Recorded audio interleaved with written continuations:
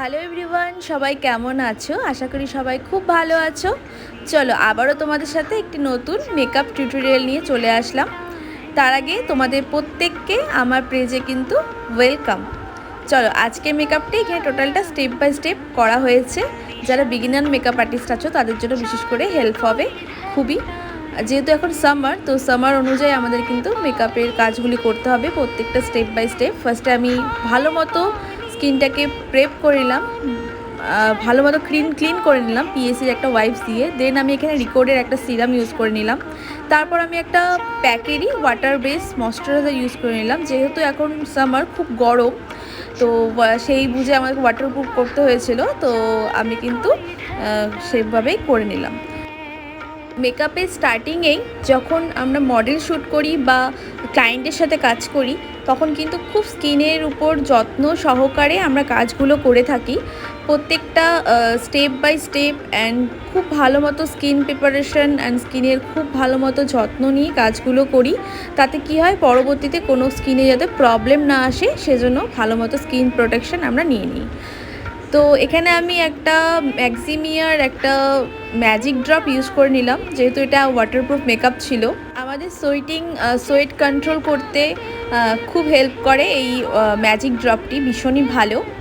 তারপর আমি এখানে রিকোডের একটা এসব বেস কনসিলার প্যালেট থেকে আমি কিন্তু ফুল ফেসটা কারেকশন করে নিলাম, যেহেতু আমার মডেলের স্কিনে কোনো সেরকম প্রবলেম ছিল না। তো ডার্ক সার্কেল আর যে সমস্ত ব্ল্যাক স্পটগুলো হালকা হালকা ছিল সেগুলোকে কিন্তু আমি কভার আপ করে নিলাম এই রিকোডের এসব বেস যে কনসিলার প্যালেট আছে সেখান থেকে। তো এই প্যালেটটি আমি অনেক দিন ধরে ইউজ করছি, ভীষণই ভালো একটা প্যালেট অ্যান্ড মোস্ট ডিমান্ডিং একটা প্যালেট।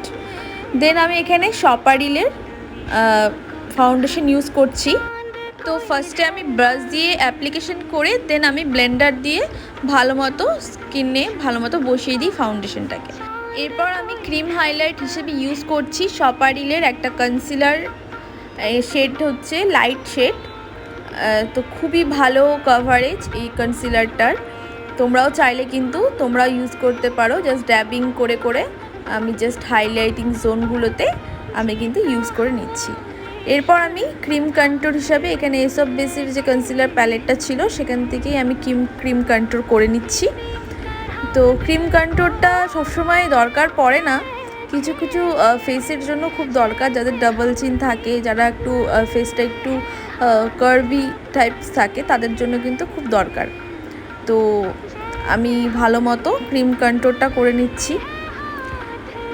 এখানে পিএসির ব্রাশ ইউজ করে নিচ্ছি। যে সমস্ত ব্রাশগুলো ইউজ করছি বেশিরভাগটাই পিএসির ব্রাশ, আর বিউটিলিশিয়াসের ব্রাশও আছে সাথে। তো এই সমস্ত ব্রাশগুলো কিন্তু খুব ভালো, তোমরা চাইলে ইউজ করতে পারো। এরপর আমি এখানে ক্রিম ব্লাশার হিসাবে আমি ইউজ করে নিচ্ছি রিকোডের একটা ক্রিম ব্লাশার, ভীষণই ভালো একটা ব্লাশার। তোমরা যখন মেকআপ করবে সবসময় ধ্যান রাখবে যে ভালো মতো কিন্তু blending is most important part. যেরকম আই মেকআপ সেরকম বেস মেকআপ, যত ভালো তুমি ব্লেন্ডিং করতে পারবে তত ভালো কিন্তু তোমার বেসটা হবে। তাই বলে অতিরিক্তই ব্লেন্ড করতে করতে অতিরিক্তই কখনো ব্লেন্ড করা যাবে না। তো তোমরা দেখতেই পাচ্ছ, তো আমি কিন্তু ক্রিমের কাজগুলি করে নিচ্ছি। এখানে কিন্তু আমি একটা পাউডার হাইলাইট, পিএসি যে বেক হাইলাইটার আছে সেটা কিন্তু আমি ইউজ করে নিচ্ছি। এরপরে আমি কিন্তু পাউডার সেট করব। তো পাউডার আমি এখানে ফরএভার 52 যে ওয়াটার পাউডারটা আছে, যেটা ওয়াটারপ্রুফে ইউজ হয়, হোয়াইট কালারের ট্রান্সলেশন পাউডার যেটাকে আমরা বলে থাকি, তো সেটাই আমি এখানে ইউজ করে নিচ্ছি। ভীষণ ভালো একটা পাউডার, তোমরা চাইলে ইউজ করতে পারো। এরপর আমি এখানে ম্যাকের স্টুডিও ফিক্স দিয়ে একটু ভালো মতো ফেসটাকে বসিয়ে দিচ্ছি, যেখানে চোখের নিচে একটু স্পট দাগ পড়ে যায়, হালকা ফাইন লাইন চলে আসে, স্মাইল লাইন চলে আসে, সেই সমস্ত জায়গাগুলোকে হাইড করে দেবে আমাদের কিন্তু ম্যাকের এই কম্প্যাক্টটি।